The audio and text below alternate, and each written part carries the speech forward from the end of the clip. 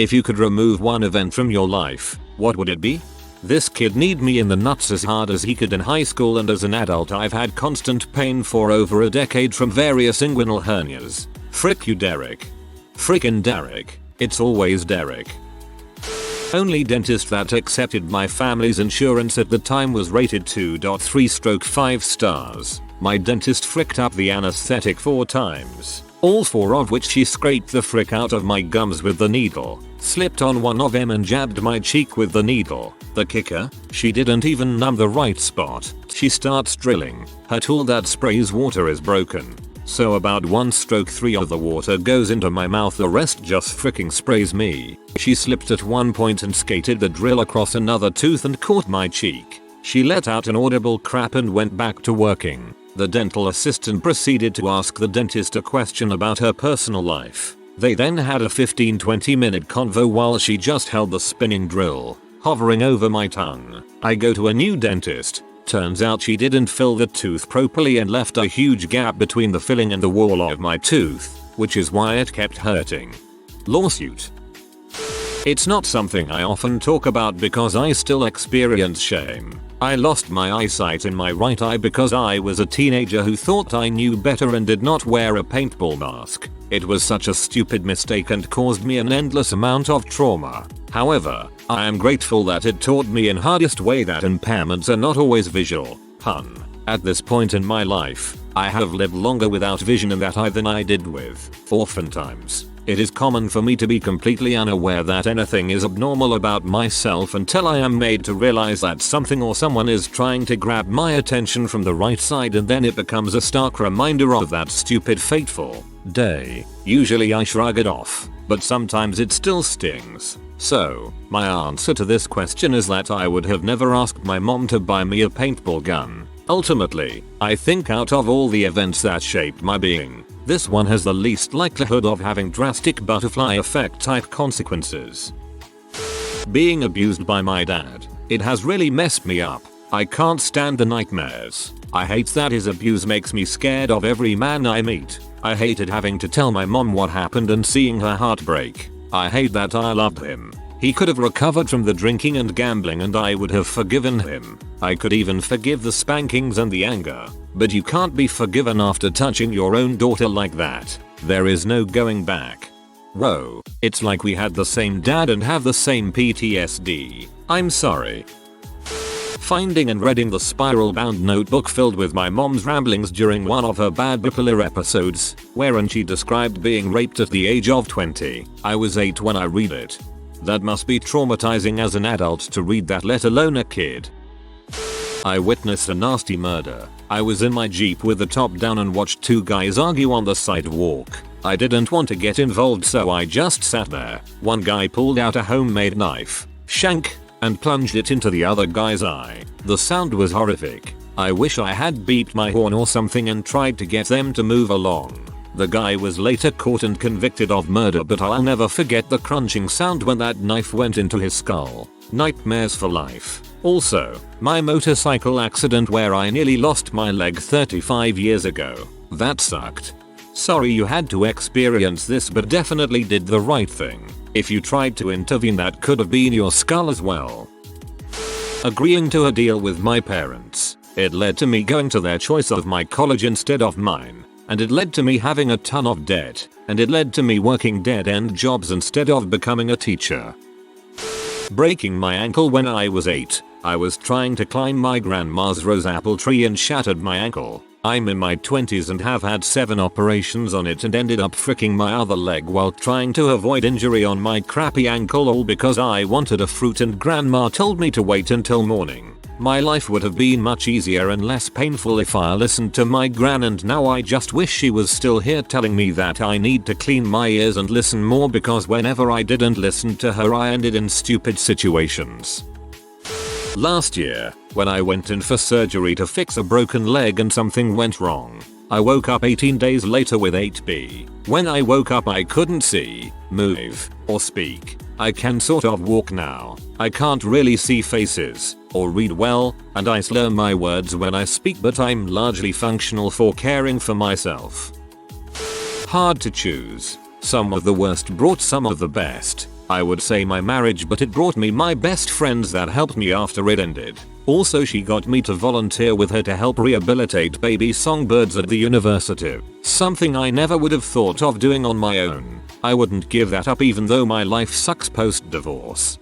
Hard to choose. Some of the worst brought some of the best. I was going to say something along these lines about how changing something bad may have an effect you hadn't considered. Then I see the real answers. Sorry to everyone. Anyway, I'd cancel my death.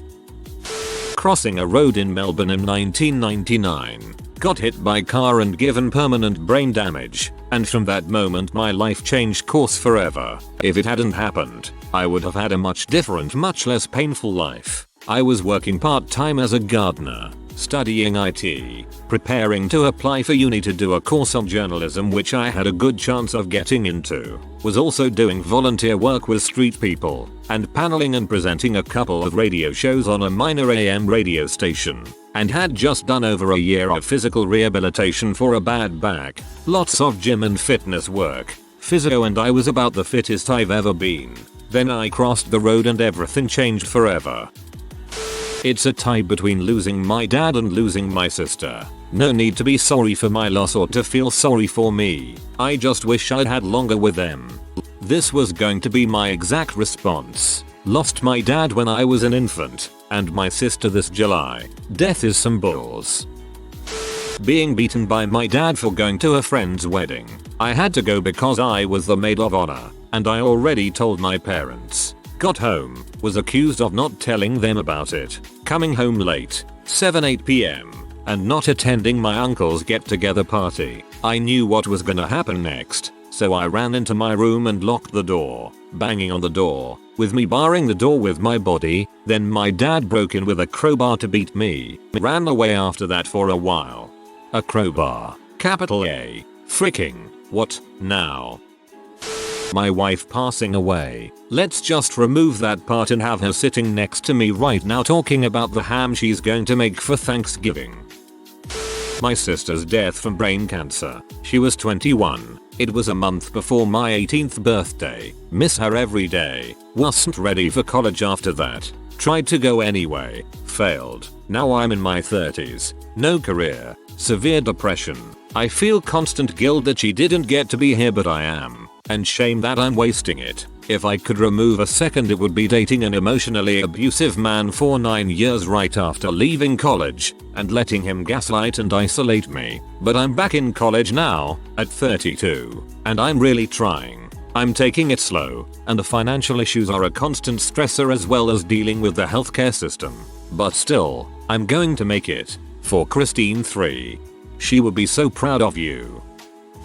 I'm just gonna say it. This thread is so sad. I thought for sure it would be more embarrassing but funny stuff, but it's actually just a lot of really sad events. Right? I thought I would join in and talk about the time I decided not to pick up some gravy I spilled, since I knew my mom was going to pick it up. I ended up tripping on that gravy and fractured my toe and gave myself a concussion. Now I feel like my story is out of place. LOL, it was right after Thanksgiving too. My mother telling investigators that despite there being an eyewitness, that I lied about being sexually assaulted by a grown man when I was a child. They chose to believe her instead of a traumatized broken kid. Ruined my life. They always believe the adults. Similar experience here. I wish my easily manipulated teenage brain wasn't talked into going to some out-of-state private school for my degree. I have since transferred to a state school and commute. It's going to take me a little longer to graduate and I'm saving a crap ton, but because of that initial decision I'm over $75,000 in the hole and still racking it up. I was a victim of domestic violence from 16-18. But in the end it's made me a better therapy student and will make me a better therapist. I could do without the lingering PTSD and anxiety though. PTSD and anxiety is never ideal, but the main positive is that it is easier to relate to for your future patients. May not be the way you want to relate to them, but you gotta work with the cards you are dealt. I just wish I stood up and kicked our varsity coach in the nuts or face when he suggested my teammates beat the crap out of me for being late to practice 1 week after my aunt and uncle passed away 5 days apart. I will never understand that moment or why it happened, but I felt like nothing. Worthless. Having the final impressions of my teeth done after getting my braces off when I was 15. The tech thought it would be fun to put both trays in my mouth and watch me struggle to breathe. My dad just sat there and watched it all go down without batting an eyelash. Had my mom been there, it would have gone very differently. As a result, it screwed up my jaw for 17 years. I haven't trusted dentists since. That is lawsuit territory. First day as a dog groomer. Had to help with expressing dog anal glands and got a face full of them, and puked in front of everyone. Getting ME chronic fatigue syndrome, which led to me losing my house and career and having to live in crappy rentals and subsist on benefits. I was around 15, and I had bought a VR headset from those vending machines. Yeah, I tried watching VRP and my mom walked in. The amount of embarrassment I felt was unreal. To this day I still get chills from it. Slightly different circumstances for me but same. When I was lured into a trap and enslaved for 6 months when I was 19. I was forced under the threat of death to work at a factory at night and do hard labor during the day, all for no pay. I was threatened with death if I told anyone. I lived on bologna and free food from the factory where I worked. I felt terrible every single day. I'm 31 now and I've, more or less, gotten over it, but I know it left its permanent damage. I now have an extreme aversion to being told what to do. Even my own mother triggers it sometimes. Anytime I was sexually assaulted, it's not just one event, but if I could combine them all and completely remove from memory, it would be that. I was thinking the same thing. But then I decided that I would probably get rid of the fact that my parents cut my hair off as punishments for being sexually abused. I was 7 and honestly the memory of that fricks with me more than the actual assault. I'm sorry you had to experience that. I wish I never met my baby's mom. I love my daughter but I hate her mom so much. Our relationship was horrible and just got worse when we broke up. I wish I had a child with anyone else. Seeing my cousin's reconstructed face in the casket after a DUI hit and run, which I could remember him smiling and laughing and not eerie and off. He looked like a scary doll and I was only maybe 10 so it stuck with me. Now that's the only way I can remember him. My dad had a stroke 2 years ago. That in and of itself is pretty terrible, but one of the worst nights of my life happened in the hospital. My mom had started having seizures the week before so she couldn't stay with him overnight, so my sister and I were taking turns. Neither of us were sleeping very well anyway because of everything going on. My dad hadn't yet passed the swallow test so he couldn't eat or drink anything. He was only at like 60% mental capacity in terms of knowing what was going on. I was already at my wit's end. Sleep deprived and feeling helpless. He was cognizant enough to know that he hadn't had anything to eat or drink, but not so much so that he could comprehend that he had a feeding tube and giving him what he needed. Every 30ish minutes, he'd wake up and basically beg me to go to the drink machine and get him a Sprite or just give him a drink of water out of the tap. The most I could do was give him 2 ice chips every hour. I felt selfish for feeling the way that I did because I was frustrated and upset and annoyed and angry and sad, but I knew all of that paled to what he was experiencing. It was a bad night.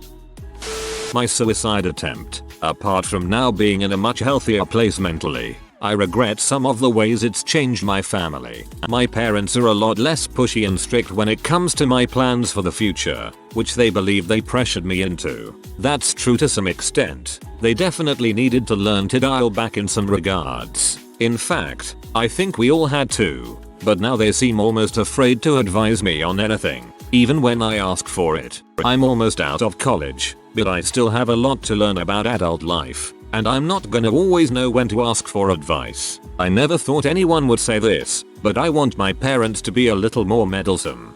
Maybe you can find a way to tell them that their guidance is a good thing, but ultimately the decision is yours, or something. Grad school. College was an amazing, magical time that I would love to have a chance to experience again. Grad school was the exact opposite. It's turned me off from 2 fields that I used to love, and I feel like I've completely wasted 3 years of my life. If you would have asked me a month ago, I would have said losing my dad in 2017. Now I'd have to say losing my brother a few weeks ago. My dad lived until he was 62, but my brother only got to 36. He lived a tormented life, but things seem to be looking up finally. Two of my friends who hated each other got in a fight and one of them picked up a huge piece of concrete and fractured my other friend's skull. No one died, but if the dude sneezed his eye could have fallen out of his socket. I wish it never happened. My dad calling me fat when I was a slightly chubby 9-year-old was part of a pattern that absolutely ruined my sense of self. Yep, my mum has messed with me in the same way. I used to buy all my clothes a size or too small because my mum would endlessly criticize me when I went up a size. As a kid, you know, still growing up. Even today I feel guilty buying clothes that are actually in my size because it's not the size I'm supposed to be. After reading this comment section, I have found a new appreciation for how good my life has been so far. I've been going through a rough patch lately, but really life could be a lot worse. I'm blessed. My cousin moving in for 3 months. He was terrible. The only reason he left was because he was dragged out of school in cuffs. The day a car swerved and hit my vehicle head on. It led to so many issues, but the main one being the fetal trauma, which ultimately led to the loss of my second-born the day after he was born. If it wasn't for that, I'd have my second-born and he would have turned 1 in August. I'm so sorry that happened to you. My dad taking me to follow my mom, who was with another guy, stopped at an underground parking lot and my dad got into an altercation with the guy. I was 10 and crying in the car while my older brother sat there in silence. I can't help to think, why did my dad would put me through that trauma at such a young age? To this day, I still don't know why and don't want to know why. My uncle staying with my family as a kid. Doubt I'll ever be able to have a normal relationship with someone. Physically, doesn't exactly make me prime dating material. My dad punching me as a kid and sending me into my first full-on panic attack. 25 years later, still have crippling anxiety and panic attacks. Chances are I'd still have anxiety problems anyways, but the first panic attack being triggered by that. Yep, he can rots in heck. That time I developed a bone infection in my C-spine. 3 brutal surgeries later, I'm half the person I was physically and mentally, and I will be in severe pain for the rest of this life. Being coerced into sex. Saw it coming from a mile away and felt like that night was a freaking chess match to get me in bed with them. I can't say coerced, but I definitely was pushed into a place where it would be offensive if I declined. I felt trapped. Anyone who says it's just talk has never been in a similar situation. Overdosing on oxycodone. Worst thing to happen. It fricked up my brain to the point where I can't remember people's faces if I haven't seen them in a week. I can still remember voices, but with the COVID-19 happening and everyone wearing masks, those voices are muffled, making it hard to identify them. So yeah, the overdose. A visit to a chiropractor. I'd like my life back. I'd like to walk and bend and move without pain or needing a brace to get through the day. Mail here. I was once working with jalapenos for part of a dinner I was making. My hands were bare as I sliced them open, stuffed them, etc. Hands were full of jalapeno oils. I then had to go to the bathroom. You can figure out the rest. Bro, one time in like 6th grade I ate jalapenos, then put contacts in. I was on the bathroom floor for like 20 minutes. The day I had a fight with my grandpa about ethnicity and stuff. One day, IGPT upset about him saying about how I should not do this and that, because it was not ideal for our religion. I became angry and said, well, sorry if I do that. It's my life and you don't get to decide what I should do with it. I don't like this stupid stuff we have to do, so I won't do it. Then I stormed off. I didn't talk to him for like 2 weeks. 2 weeks later, I felt really guilty. I knew he was a highly religious man. I shouldn't have tried to question or demoralize his beliefs by saying what I said. So in feeling of guilt, I tried to get back and apologize to him. He didn't carry a phone, so I couldn't call him. So I thought I would apologize to him the next day in his house. Big mistake. Turns out while I was having this mental argument with myself, my grandpa had passed away. I had missed 9 calls from my mother, and when I finally picked up, I found out about this. I was heartbroken. To this day, I believe my rudeness made him heartbroken, which eventually led to his demise. This was 3 years ago. I'm sorry, Grandpa. I shouldn't have been so harsh on you. You were just trying to pass down your beliefs to me. I'm sorry. If you are new to the channel, you can subscribe. I publish new videos every day. Until then, check another video.